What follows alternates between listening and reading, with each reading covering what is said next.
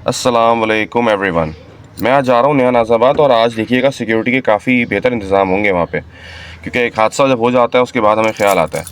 तो वीडियो वहाँ पहुँच के दिखाऊंगा। इस वीडियो में जो भी ओपिनियन होगा वो मेरा पर्सनल है, उससे आप एग्री करें डिसएग्री करें, इट्स अप टू यू।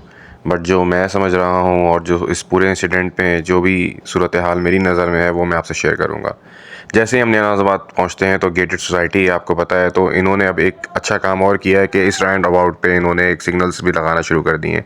उस सिग्नल्स की वजह से होता ये है कि जो चारों तरफ से ट्रैफिक आ रहा था उसकी रवानी अब बेहतर हो गई है और अब हादसात में भी कमी आएगी, क्योंकि चारों तरफ से ट्रैफिक स्पीड में आता था, स्पेशली जो ट्रॉले वाले होते हैं, बाइक वाले होते हैं, रक्शे चिंची वाले, अब वो सिग्नल्स की वजह से थोड़ा स्लो स्पीड कर लेते हैं कि कहीं चालान ना हो जाए। आई एम श्योर कि इससे बेहतर भी मामला हो सकते हैं आगे चल के, क्योंकि यहाँ पे एक ट्रैफिक सार्जन को भी होना चाहिए जो कि कंट्रोल कर सके इस पूरे ट्रैफिक को, इस पूरे सिनेरियो को।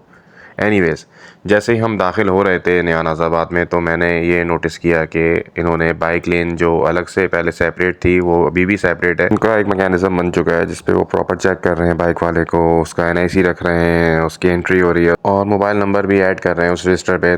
इवन इनकमिंग और आउटगोइंग टाइम भी नोट किया जा रहा है, एंट्री एग्ज़िट पे एंट्री हो रही है, टाइमिंग की।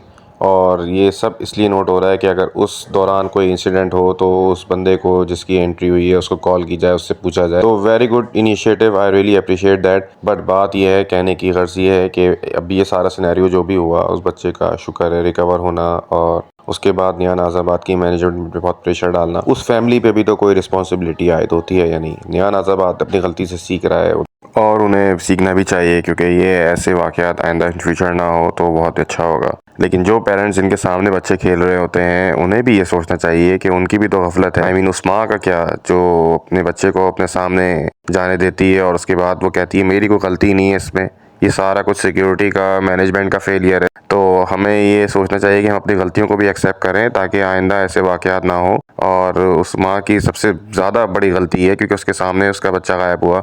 अगर वो बच्चा बाहर खेल रहा होता और कोई उसको नहीं देख रहा होता तो सिनेरियो होता, क्योंकि बच्चा उसकी आंखों के सामने से गायब हो गया तो ये सारा कुछ उसको ही बेयर करना है, इस पे उसको अकाउंटेबल होना है। मैं ये समझता हूँ कि कोई भी माँ बाप अगर उनके बच्चे उनके सामने खेल रहे हैं और इस तरह से गायब हो जाए तो उन माँ बाप की भी बहुत बड़ी गलती है, क्योंकि वहाँ मैंने खुद देखा है कि बच्चे, माँ बाप को पता नहीं होता और बच्चे खेल रहे होते हैं, बाइक चला रहे हैं, साइकिलिंग कर रहे हैं और वो मेन रोड ग्लोबल चौक पे, हॉर्स राउंड अबाउट पे इस तरह से ओवर स्पीडिंग कर रहे होते हैं जहाँ उनको साइकिलिंग और इलेक्ट्रिक बाइक नहीं चलानी होती है। वो माइनर है but still they are doing it क्योंकि पेरेंट्स की तरफ से उनको अलाउ किया हुआ है।